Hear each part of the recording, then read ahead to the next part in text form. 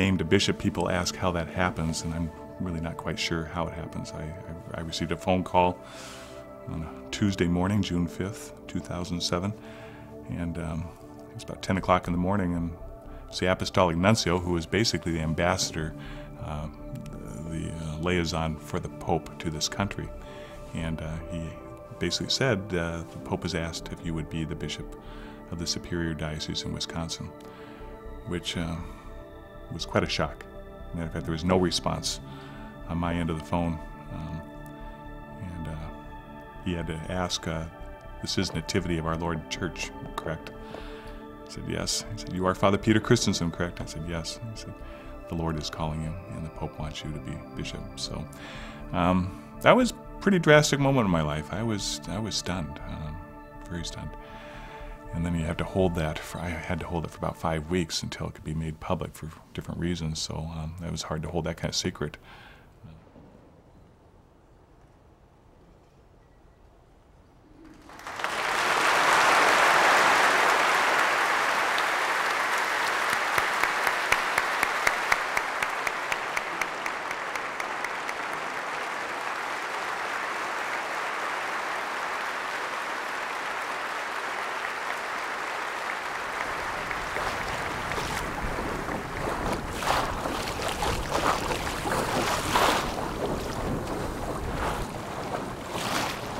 Yeah, I started sailing when I was 14. I bought my first boat. It was a little smaller than this. This is actually my fourth boat. And I've always liked sailing because there's a certain freedom to it. It's fairly quiet usually. Today it's a little gusty, so the sails are flapping a bit more. But you read the scriptures, and again, they're loaded with images of sailing. St. Paul's journeys, and even Jesus on the shore of Galilee. Talking to his disciples, he knew terminology that goes with a mariner. I liken sailing too to our own spiritual life. We all have a mast and a boom, that which goes up and that which goes out, and to fill that with sail, with canvas, is a good thing, and to be ready for the Spirit's movement, the wind, to push us and direct us, help direct us where we need to go in life. We certainly have things in our control, like the rudder, which gives direction too, but we would have no direction without the wind, and we need to take advantage of that.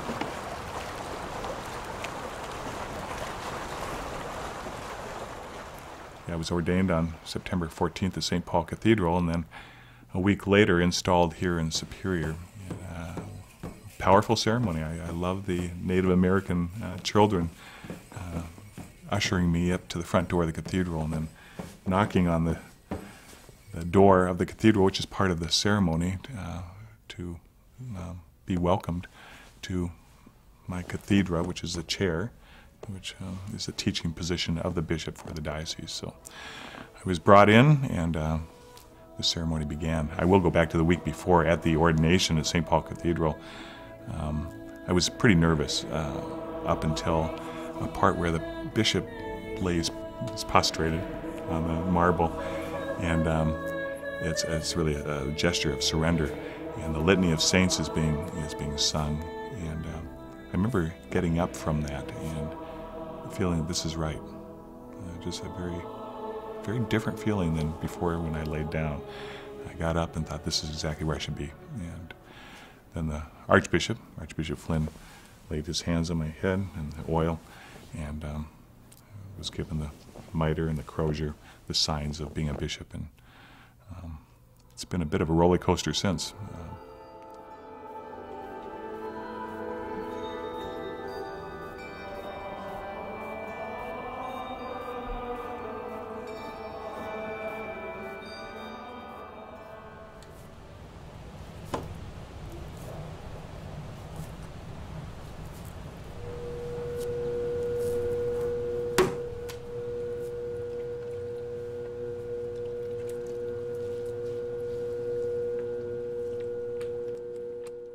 The potter is described as pressing down the clay, drawing it up, and then realizing that it wasn't what he wanted yet.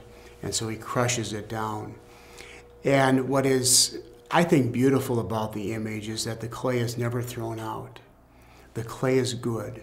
You just have to work it.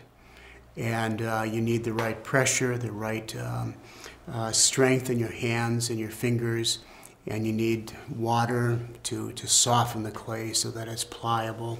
And at the same time, I suggested that Father Peter was really watching himself on that wheel being formed by the hands of God and being drawn up into something that is a beautiful earthen vessel.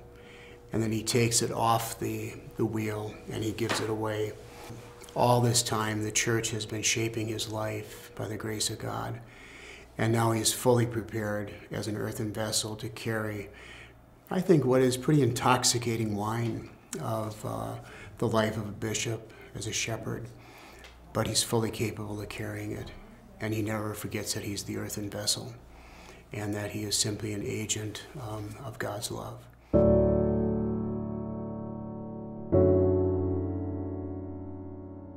Even the title Father is certainly a title of respect in the best form. But as I learned at Nativity, as I was saying just a little while ago, it's very familiar. It is family. And I think what Nativity taught me was not only is there respect, but in my heart then there becomes great care for the people as any father would care for his children. And that's a wonderful gift to a human being, to care for people as your own. Because as a priest, not having his own family, you wonder what that experience can be like. And I've had a taste of being a father to children, in this case a lot of them, and I'm real grateful for that experience. I know he was excited when he was first named pastor here, but I think as time went on, the gifts really unfolded within him and within the community, and he embraced this parish life, this core central body, in ways that I don't think he ever had dreamed possible. And I do think Nativity has a very strong community. It's a dynamic community. It's a community that love their priests, that really appreciate the work that our priests do here. Well, when he was named bishop, of course we were all very proud and sure it was because of us that he was named to such a high place in our church.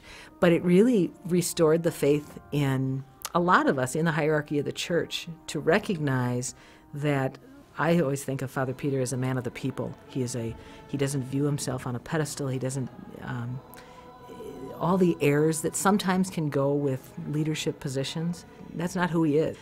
But I know he knows the value of the parish environment. And I think what a gift that is now for him in his role as bishop in leading the pastors of the parishes of the Diocese of Superior.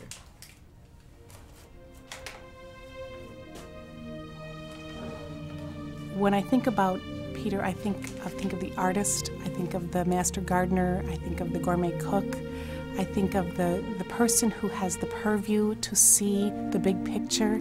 He's the perfect choice for a bishop. He himself will say, I don't have all the degrees that go with that, but I would respond to that and say, but you have the human piece of it. You have the humility, you have the honesty, you have the goodness, you have the compassion. You know where the people are at and you want to serve them well. So in many ways, it's the perfect choice for the church to pick Peter Christensen as a bishop. And many people who know him well would say the same. It isn't about how much church history you know, it's about the compassion you have for the people you're serving. So I have no doubt that he will serve the people of Superior very well, and they are just so lucky to have him. He doesn't take life so seriously all the time that he can laugh and enjoy people, and he can find the playfulness in people too. And I think sometimes when we're looking for people to lead, sometimes we go to the serious-minded and we sometimes lose the fact that there's a joyfulness that needs to come to the process as well.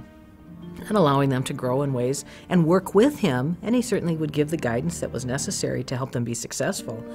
But it was a gift. It's an intuitive gift to be able to read people the way he reads them, and then to really encourage them in a way to give them the confidence that they need to step into the light and really show what they can give to this kind of a community. So it's hard for us to give him away, But I think that within a very short period of time, the people in the Diocese of Superior are going to be very grateful that they have just a very warm, genuine human being who is a great priest and who will be a great bishop.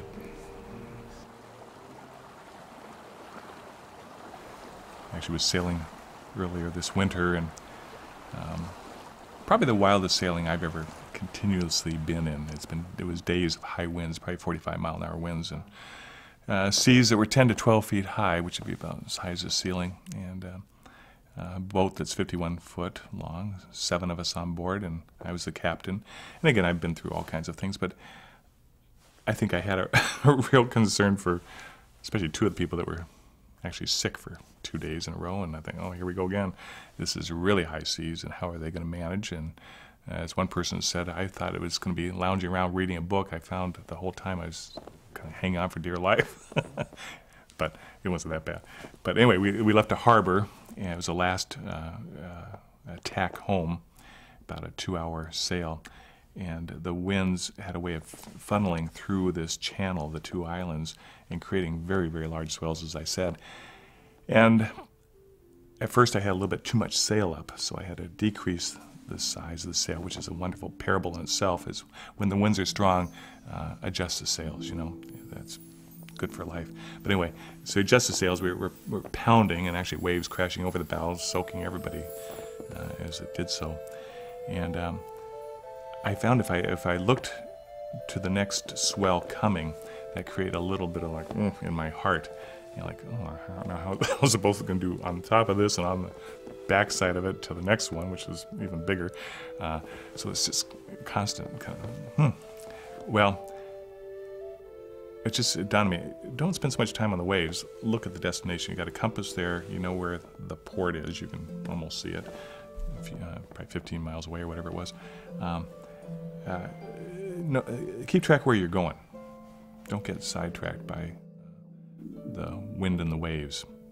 And I kind of use that now as kind of a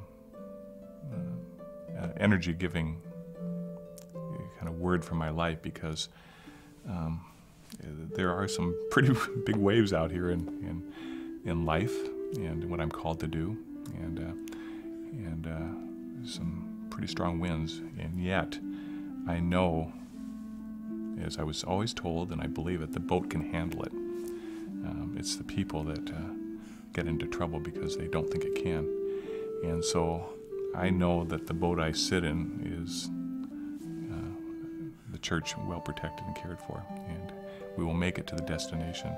Hang in there, Peter, with the call, and you will arrive at the other shore, and it will be fine.